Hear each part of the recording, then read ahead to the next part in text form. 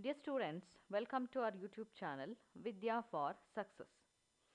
In this video, let us continue our study on the microbes in human welfare.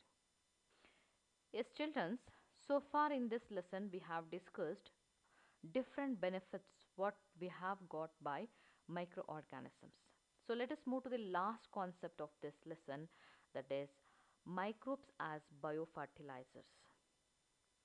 So what do you mean by this biofertilizers? So we are aware of fertilizers, right? So fertilizers are commonly used to enrich the soil fertility. So normally in the modern agriculture, they use the chemical fertilizers in order to enrich the soil fertility. But we know that continuous use of chemical fertilizers is not good because it causes pollution, soil pollution, air pollution, and water pollution is causes because of the chemical fertilizers. So continuous use of chemical fertilizer significantly increases the pollution, so that there is an alternative method. So now the farmers, they started using the fertilizers made by microorganisms. Bio is nothing but what? Living, right?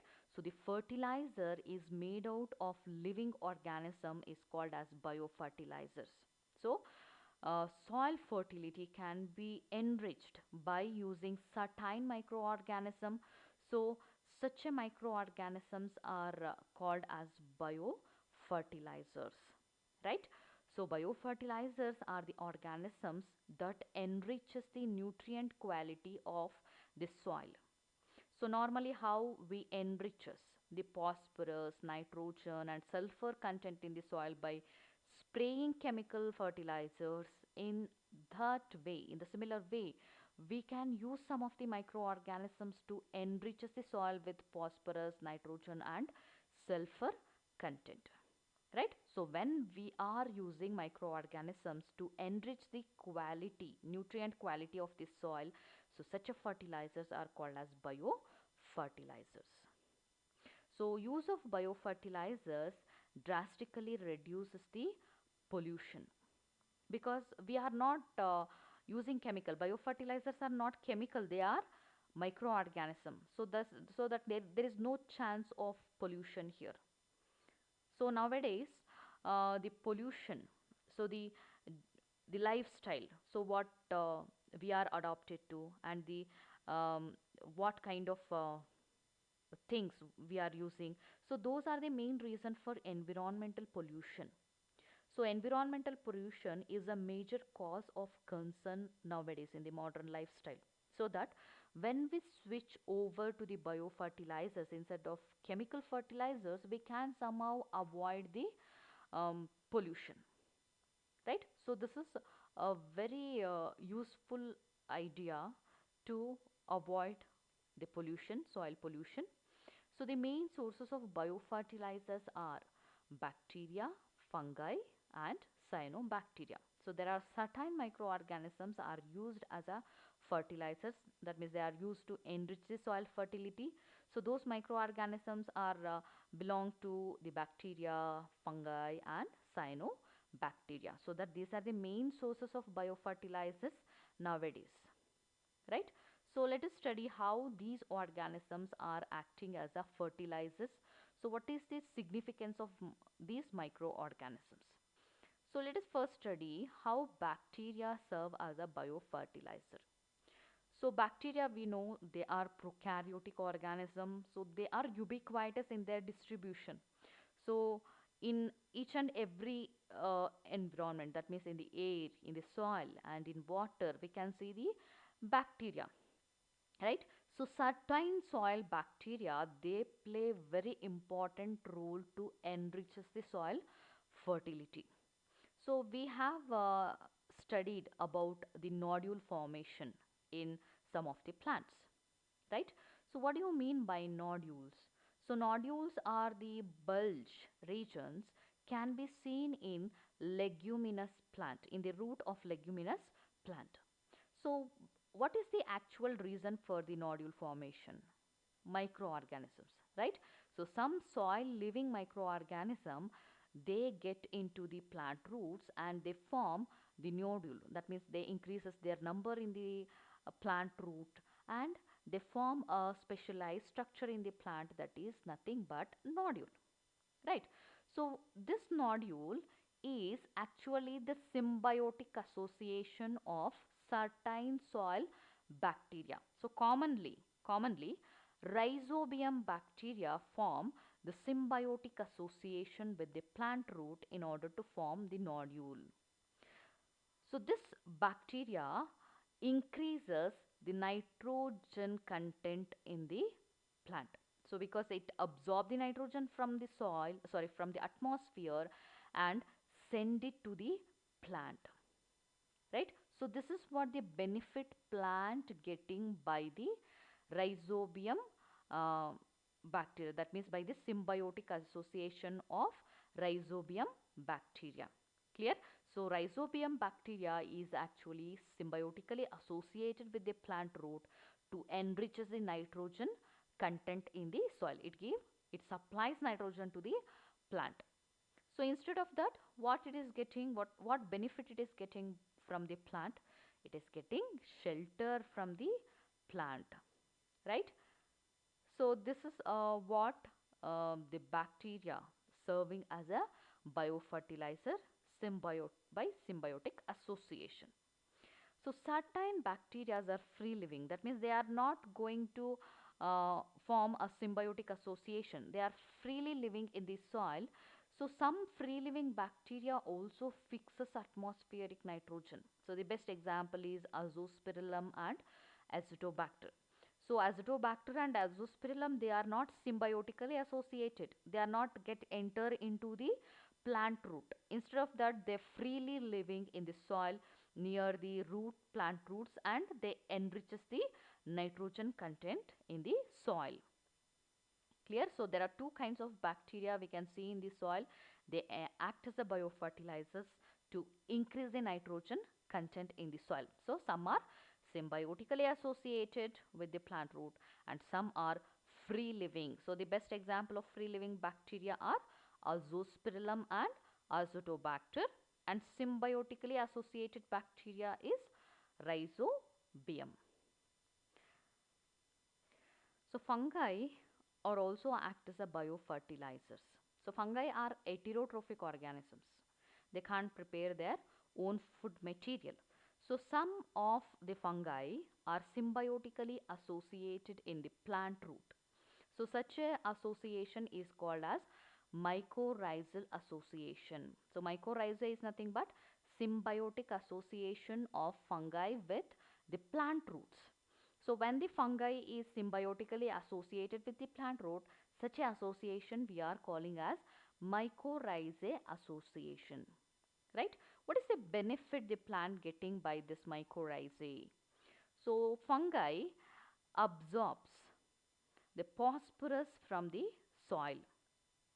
So the phosphorus absorption increases when the fungi is symbiotically associated with the plant root. So phosphorus is very essential for the growth of plant, right? So phosphorus is there in the DNA. It is very essential for the cell division. So some of the metabolic activity taking place in the plant require phosphorus. So it is a kind of macronutrient. It is required by the plant by in large amount, so that when the fungi are there in the plant root, when they are symbiotically associated with the plant root, they enriches the phosphorus content in the soil, because they absorbs phosphorus from the soil and send it to the plant. So this is what the benefit the plant getting by the mycorrhizae. So commonly the genus Glomus fungi forms mycorrhizae. So this is very important. Not all fungi they form symbiotic association with the plant root. So specifically the fungi belong to the genus Glomus forms mycorrhizae. So mycorrhizae increases phosphorus content in the plant. So this is what the benefit the plant getting by the mycorrhizae. Fungi absorbs phosphorus from the soil and passes it to the plant. So the phosphorus content in the soil in the plant will be get increases by this kind of association. So plant do not suffer from the phosphorus deficiency when this kind of association is there. And the other benefits the plant getting by the mycorrhizae is it give resistance to the root borne pathogen. So certain pathogens are root borne, that means they enter into the plant from the root because the pathogens are soil borne and they will cause certain diseases in the plant. So when the plant is associated with fungi, uh, such a plants will get resistant to the root borne pathogen because the mycorrhizae does not allow certain root borne pathogen. So it give some kind of resistance to the root borne pathogen so that plant does not suffer from root borne disease. So this is the benefit what is getting by the mycorrhizae. Then the one more benefit is tolerance to salinity and drought. So drought and salinity are the adverse environmental factors to the plant, right? So in the high salinity plant can't survive, in drought also plant can't survive. So somehow in certain stages the mycorrhizal association give tolerance to salinity and drought. So this kind of association will give tolerance to the salinity and drought.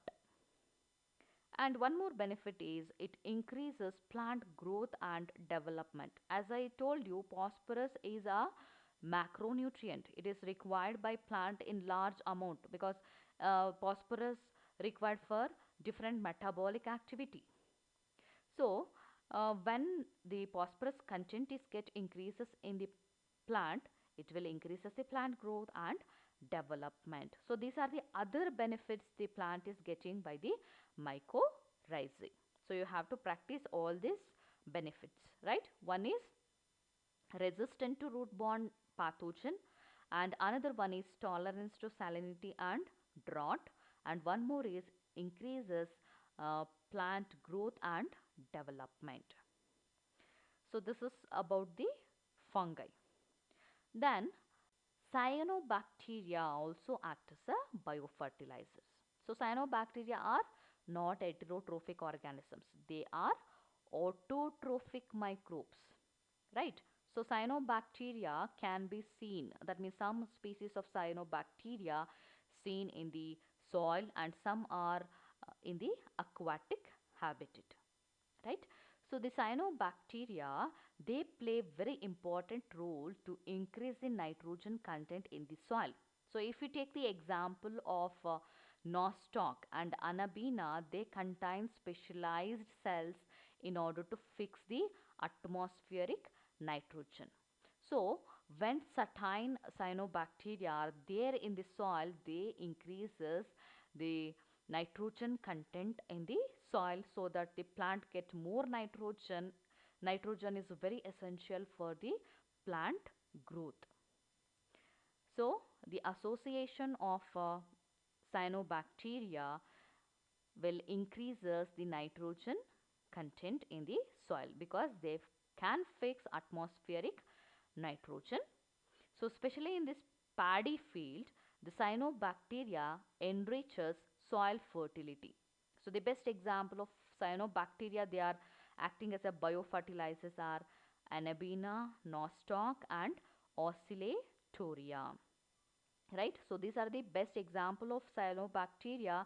They enriches the nitrogen content in the soil.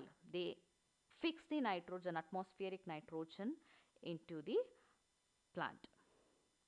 So because of this benefit, so we have seen certain bacteria are used as a biofertilizers, fungi and cyanobacteria are also playing their role to increase the fertility. So because of this benefit, these microbes are grown in large scale in the industry to uh, produce the biofertilizers. So how the chemical fertilizers are produced in the industries by using chemicals. So nowadays the microorganisms are used in the industries to produce biofertilizers. fertilizers, so that different varieties, different kind of biofertilizers are available nowadays in the market, so that farmers can use this regularly in their field to replenish the soil nutrient. So when the soil nutrient content is more, we can get the good yield from the crop. So it is a better way. So instead of using the chemical fertilizers, farmers can use biofertilizers to grow crops, right? So when the farmers are using biofertilizers to grow plants, so such a farming is called as organic farming, because in the organic farming, so the farmers prefer only the organic things in order to grow the crops. Like they do not use any kind of chemicals for growing crops, right? So when the farmers are using biofertilizers to grow certain crops, so such kind of farming is called as organic farming, right? So this is about the biofertilizers. Thank you.